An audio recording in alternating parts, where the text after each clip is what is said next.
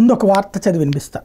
తిరుపతి జిల్లా సూళ్లూరుపేటలో మహిళా వీఆర్ఓ మీద ఇసుక మాఫియా దౌర్జన్యం చేసింది. సూళ్లూరుపేట మండలం ఇలుపూరు సమీపాన కాళంగి నది నుంచి రెయింబావళ్లు ఇసుక రవాణా యథేచ్ఛగా జరుగుతోంది. బుధవారం ఇలుపూరు నుంచి ఇసుక తెస్తున్న ట్రాక్టర్ని వీఆర్ఓ శ్రీదేవి, వీఆర్ఏ సుబ్రహ్మణ్యం పట్టుకున్నారు. ఆ తర్వాత పోలీస్ స్టేషన్కి తీసుకెళ్లేందుకు ట్రాక్టర్లో వీఆర్ఏను ఎక్కించి పంపారు.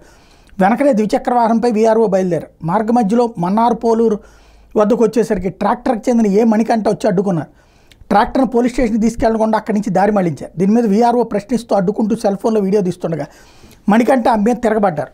ఆమె చేతిలో నుంచి సెల్ ఫోన్ తీసుకుని కింద పడేసి ఆ ట్రాక్టర్లో ఉన్న వీఆర్ఏని కిందకు తోసేసి వాహనంతో పాటు వెళ్ళిపోయారు. వీఆర్ఓ శ్రీదేవి అక్కడి నుంచే ఆర్డీఓ కిరణ్మయి, తహసీల్దార్ నరసింహారావుకి జరిగిన విషయాన్ని చెప్పారు. వారి సూచన మేరకు పోలీస్ స్టేషన్లో ఫిర్యాదు చేశారు. పోలీసులు కేసు నమోదు చేసినట్టు వీఆర్ఓ తెలిపారు. ఇక్కడ ఇసుక మాఫియా విచ్చలవిడతాను. వీడు ఏదో పార్టీ వాడు అయి ఉంటాడు కదా, వీడు వైసీపీ వాడు అయి ఉంటే కనుక ఈ పార్టీకి వైసీపీ నాయకుడు అని రాసేవాళ్ళు, లేదా జగన్ ప్రభుత్వంలో ఉంటే ఏమని రాసేవాళ్ళు, జగన్ అరాచకాలు, జగన్ సర్కార్ అరాచకాలు, ఇసుక అడ్డకోలుగా తీసుకెళ్తున్నారని రాసేవాళ్ళు.